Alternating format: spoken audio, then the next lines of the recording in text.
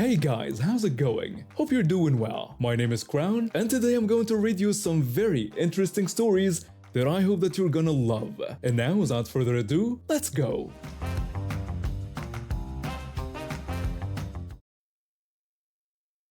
Let me give you some background. My mom and I moved to the US when I was 4 after she married my stepdad. Both were widowed. My biological dad died when I was just 1, and we had been living in Colombia before the marriage. My stepbrother was 17 when our parents married. From day one, he made my life a living nightmare. He was often left in charge of me while our parents were away. Instead of actually watching me, he'd lock me in the guest bathroom or the shed outside. He'd steal my lunch when he dropped me off at school. He even tried to run over my cat, who's been with me for over 20 years now, multiple times with his car. Our parents never believed me. My stepbrother was a golden child. My mom had always wanted a son instead of a daughter, so he took priority over me in everything. As I got older, things got worse and more disturbing. He had this special key for the bathroom that could unlock it from the outside, and he'd use it to walk in on me showering. My underwear would disappear sometimes. I once woke up to find him doing inappropriate things next to my bed while I slept. I was only 14 at the time. He was 27. When I screamed and our parents came running, guess who got in trouble? Me, for tempting him. Things escalated until something truly traumatic happened when I was 16. I'm still in therapy for it today. That's when I called my half-brother from my biological dad's first marriage and asked if I could live with him and his wife for my last 2 years of high school. When my half-brother found out what was happening, he confronted my mom. He angrily demanded to know what kind of mother she was and how she could let such terrible things happen to her own daughter. My mom coldly told him that if he cared so much, he could take me as long as he never asked her for money. My half-brother replied that he would gladly take me in and assured her that he wouldn't take a penny from her. My half-brother and his wife became my legal guardians. They took me in along with my cat and our family dog. I couldn't bear to leave any living creature with my stepbrother. My parents never checked on me after that. Thankfully, my paternal family rallied around me. They helped me finish school and go to college. I got my bachelor's and master's degrees with no student debt and now work as a nurse practitioner. I still live with my half-brother, his wife, and their 2 kids, paying a small rent even though they never asked for it. For 13 years, I had no contact with my mom. Then out of nowhere, she messaged me last week. My mom sent me a message pretending to be sweet, saying she missed me a lot and asking how I was doing. She mentioned that she had heard I was working as a nurse now. I was creeped out but decided to be civil. I told her I was doing fine working as a nurse practitioner but didn't share many details. She then responded acting all happy about my job, then immediately asked if I was making good money from it. I kept my response vague, just saying I made enough to pay the bills. My mom wrote back saying she was glad to hear I was doing well. Then she started talking about how my stepbrother was struggling with student debt because he never finished a degree. She explained that he was working at my stepdad's used car lot now, but most of his money went toward his student loans. I politely replied that I was sorry to hear about his troubles and wished him luck. That's when she finally revealed her true intentions. She bluntly told me that I should help pay off my stepbrother's student debt because he deserved to make good money as the man of the family. She added that it was the least I could do after all they had done for me. I turned off my phone and went straight home to tell my half-brother what happened. He was furious and told me to block all of them immediately. The next day, I took some time off work to process everything. But my mom and stepbrother showed up at my half-brother's house while everyone else was out. I called my half-brother right away, and he told me not to open the door and that he was on his way. My mom stood outside screaming the entire time. She yelled that I owed them because they raised me and that my sweet brother deserved that money. Meanwhile, my stepbrother was trying to find an unlocked window or door. When he spotted me through a window, he exploded with rage. He called me horrible names and shouted that they should have thrown me away when I was a baby. He hit one window so hard he cracked the glass. Then he started trying to kick down the front door. Finally, my half-brother arrived and dragged them both off the porch. I couldn't hear their conversation, but I saw my mom and stepbrother suddenly looked terrified before they ran to their car and sped away. When my half-brother came inside, he was still shaking with anger, but immediately checked if I was okay. His wife arrived moments later, looking ready to commit murder. My half-brother had threatened to press charges against my stepbrother for what he did to me when I was 16. His trump card? My stepdad was willing to testify against his own son. Apparently, my stepbrother had done something to another relative that caused a major rift between him and his father. Even with that threat, my mom hasn't backed down. She's been calling and texting nonstop from different numbers, and has even gotten people claiming to be my maternal relatives, who I've never met, to harass me for money. She keeps saying the money should legally be hers because she's my mother, and that it's my late father's missed child support. I'm now working with a lawyer to get a restraining order against my mom, and I'm considering taking my stepdad up on his offer to testify so I can press charges against my stepbrother. I never wanted things to come to this, but I'm done being their victim. My half-brother and his family have shown me what real family support looks like, and I won't let anyone threaten that peace I found. I'm the type of student who doesn't take crap from teachers. Call it a character flaw, but when I see someone abusing their power, I can't keep my mouth shut. That's how I ended up in this whole mess with my high school English teacher, who I'll just call Ms. Entitled. Let me start by saying our public school isn't exactly winning any awards. The building is falling apart, most teachers are burned out, and the administration is practically non-existent. But even in this environment, Ms. Entitled stood out for all the wrong reasons. She'd been teaching at our school for over 20 years and acted like she owned the place. The other teachers seemed afraid of her, and the principal rarely questioned her methods. Unfortunately for me, I got stuck in her class for my junior year. From day one, she had it out for me. Maybe it was because I questioned her outdated teaching methods or called her out when she made factual errors. Whatever the reason, we were constantly butting heads. My friend would often ask me after class why I couldn't just keep my head down like everyone else. I would respond that someone needed to stand up to her, explaining that she couldn't treat students like garbage just because she was having problems at home. See, everyone knew Ms. Entitled was going through a nasty divorce. The whole school had heard about the custody battle for her kids, but instead of getting support or taking time off, she seemed to channel all her anger into terrorizing students. But what really pushed me over the edge was how she treated the diabetic kid in our class. Let's call him the quiet kid. He sat next to the window right in front of my desk. He was the type who never caused trouble, but his medical condition meant he sometimes needed to check his blood sugar or eat a snack during class. Ms. Entitled hated this. She'd make a big scene anytime he needed to manage his condition. Once, she yelled at him, asking if he thought the classroom was a restaurant, and demanding he put his snack away immediately.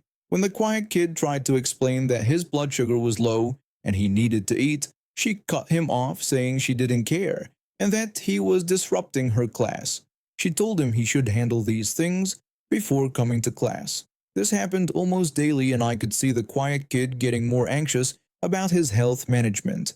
One day his hands were shaking badly, and he looked pale. He quietly took out his glucose meter, trying to be discreet. Ms. Entitled spotted it immediately and stormed over. She angrily told him to give her the meter, referring to previous warnings she'd given him about using it in class.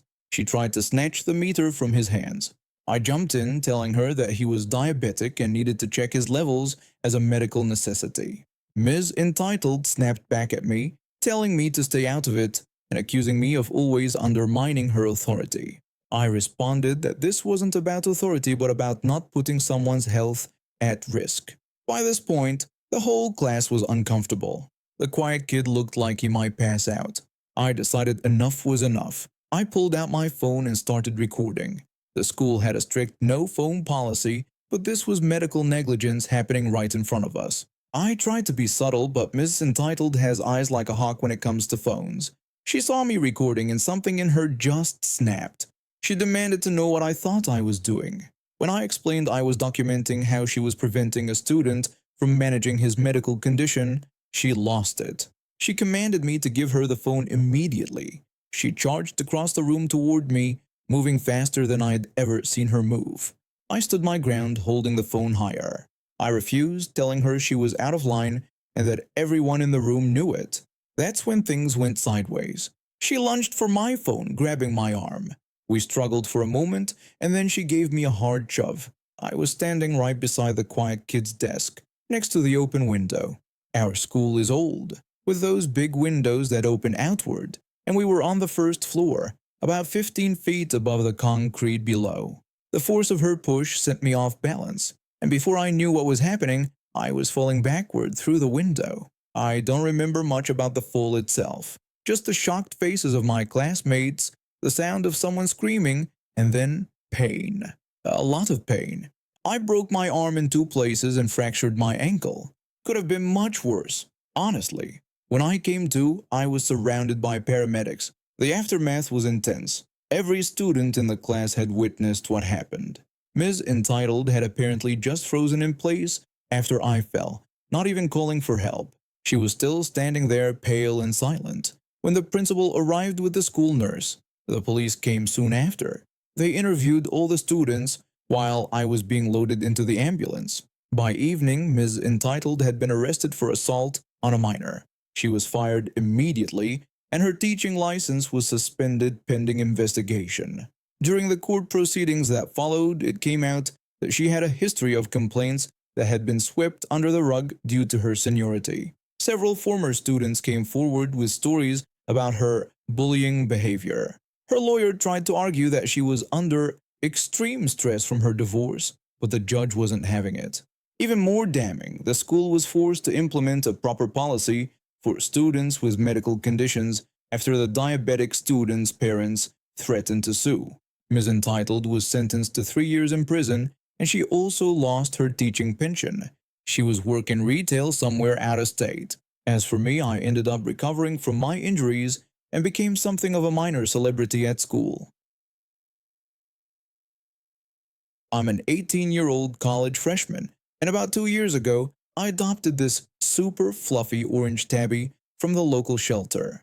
I named him Mochi because he's just as soft and squishy as those Japanese rice cakes. Mochi quickly became my best friend. He's got these big green eyes that seem to see right through you, and this habit of tilting his head when he's curious about something. He's also incredibly photogenic, which is why I started an Instagram account for him. Nothing fancy at first, just cute photos of him sleeping in weird positions or playing with his toys. But somehow, the account blew up. People in our apartment complex and around the neighborhood started recognizing him, and strangers would sometimes stop me when I took him out on his harness to tell me they followed his account. I was pretty proud of how popular my little buddy had become, but I never imagined it would lead to such an absurd situation. It started with a message on Mochi's Instagram. This woman, who I'll call the entitled mom, sent me a private message. She enthusiastically explained that her daughter was absolutely obsessed with my cat. She mentioned how her daughter followed his account and talked about him constantly. She then asked if I could bring Mochi to her daughter's birthday party the following weekend, claiming the kids would love to play with him. I thought it was a bit weird, but I tried to be polite about it. I thanked her for reaching out and expressed how flattered I was that her daughter liked Mochi so much.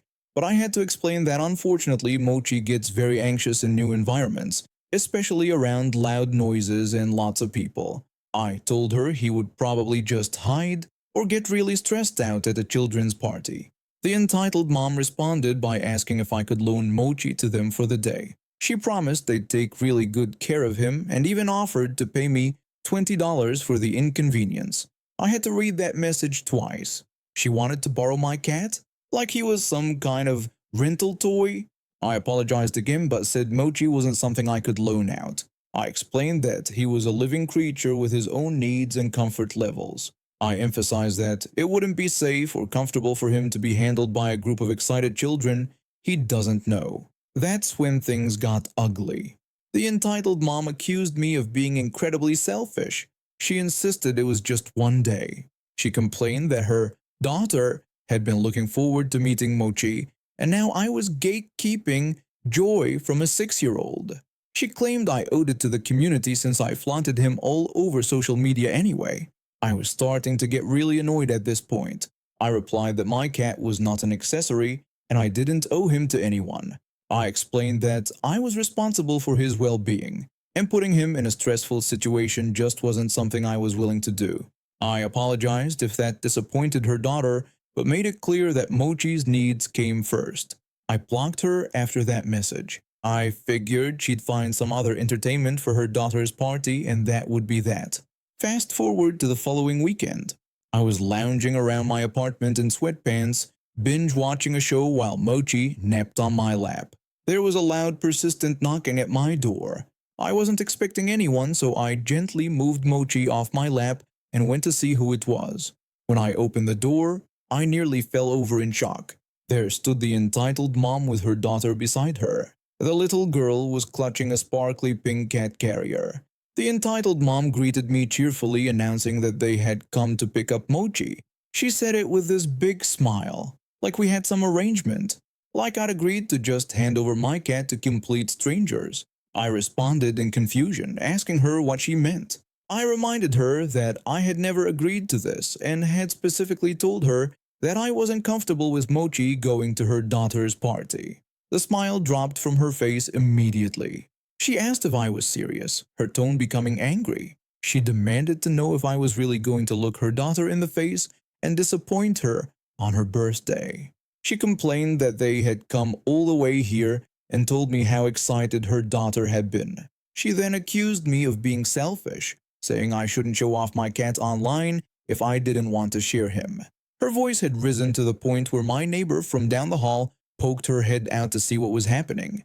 The little girl, meanwhile, was starting to tear up, and her mother gave me this accusatory look, like I was some kind of monster crushing a child's dreams. I apologized that her daughter was disappointed, but I reminded her that, as I had explained earlier, Mochi was not comfortable around strangers and loud environments. I emphasized that he wasn't a toy to be passed around at a party.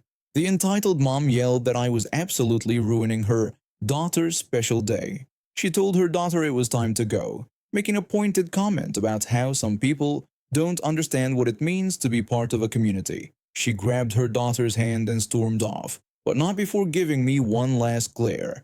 I closed my door, still in shock at what had just happened. Did this woman really expect me to just hand over my pet to someone I'd never met before? Later that week, I found out from someone in my building that the entitled mom had been telling people I had baited her daughter with promises of meeting Mochi only to withhold him out of spite at the last minute. Thankfully, most people knew me well enough to recognize this was complete nonsense, but it still bothered me. To this day, whenever I run into her around the neighborhood, she gives me these dirty looks like I've committed some terrible crime against her family. Sometimes I want to confront her about it, but honestly, it's not worth the drama. As for Mochi, he remained completely oblivious to the whole situation. He continued living his best life, napping in sunbeams, chasing toy mice around the apartment, and posing for his Instagram followers. My mother has always favored my stepbrother over me. He's 13 years older than me and made my childhood a living nightmare. From when I was 11 until I was 16, he abused me in ways I still struggle to talk about. The worst incident happened when I was 16, after which I moved in with my half-brother, who took me in when no one else would. I thought I had escaped that life. I worked hard, put myself through school, and became a nurse practitioner at a local clinic. I built a new life for myself, far away from my toxic family. For years, I had no contact with my mother or stepbrother, and I preferred it that way. That changed 6 months ago when my mother somehow tracked me down. She and my stepbrother began harassing me, showing up at my apartment, calling me constantly, and even contacting my friends. They claimed they were trying to recover some inheritance money from my father, but I knew better. My father had left me a small inheritance when he passed, and they wanted to take it from me. The harassment got so bad that I had to start working from home doing clerical work for the clinic. My boss was understanding and accommodating, but eventually I had to return to seeing patients in person. This past Sunday started like any other workday. I was checking my patient list when I noticed a name that made my blood Run cold. My mother has a very unique first name, one I've only seen twice in my entire life, but the last name was different. I'm from a Colombian family, though I was born in the US to an American father, and there's a large Latino community where I live, so I tried to convince myself it was just a coincidence. But deep down I knew. When I confirmed it was indeed my mother using a fake last name, I immediately called my boss. She's aware of my situation and immediately went to handle it. From the security monitor, I watched as my boss approached her in the waiting room. My boss politely asked my mother to leave the premises. My mother acted surprised and demanded to know why she was being asked to leave when she had an appointment. My boss explained that they were aware of who she really was, and due to the circumstances, they couldn't see her at this clinic. She added that a staff member had expressed concerns about their safety in her presence. My mother became indignant, insisting on seeing me right away. My boss told her that she needed to leave or they would call the police. My mother argued that this was ridiculous, claiming she had rights and was there for a medical appointment. My boss explained that there were several other clinics in the area that could accommodate her needs, pointing out that this wasn't a medical emergency and that they had the right to refuse service if a staff member felt unsafe. I watched as my mother's face twisted with anger. She dug through her purse and pulled out an envelope. She told my boss to give it to me and said she wouldn't stop until I talked to her. Then she threw the letter at my boss and stormed toward the exit. On her way out, she deliberately shoved another patient who was walking in. Thankfully, no one was hurt. My boss brought me the letter and assured me that she would make arrangements with the front desk to screen for my mother's name in the future. I took a break to read the letter, thinking it might be useful evidence for the restraining order I was trying to get. The contents of the letter made me physically ill. She wrote about how much she loved me and wanted to recover the years we've lost. She claimed my stepbrother adored me and suggested I should marry him because they were probably divorcing. The most disturbing part was when she mentioned how excited my stepbrother was about raising our baby together and asked when I wanted to go wedding dress shopping. The cruel irony is that, due to medical complications from his abuse, I can't have children. My mother and stepbrother both know this, which makes the letter even more twisted and manipulative. I immediately took the letter to my lawyer to add to our evidence for the restraining order. The police haven't been helpful in my case, claiming it's not risky enough for a temporary order. There's one officer who's been taking me seriously, but most seem too busy or indifferent. 3 days after the clinic incident, I received a call that changed everything. My stepbrother had been arrested for kidnapping a 2-year-old girl, his own cousin's daughter. Thankfully, the child was recovered safely and unharmed. This was the break I needed. With my stepbrother's arrest, the police finally took my case seriously. I was granted an emergency restraining order against both him and my mother. My lawyer is now pursuing additional legal actions related to the harassment and the inheritance they tried to steal. My boss has implemented new security protocols at the clinic, and I'm finally starting to feel safe again. The road ahead is still long, but for the first time in months, I can breathe a little easier knowing that my stepbrother is behind bars where he belongs, and my mother can't legally come near me anymore. And now we have reached the end of today's stories. Thank you for watching, and see you next time.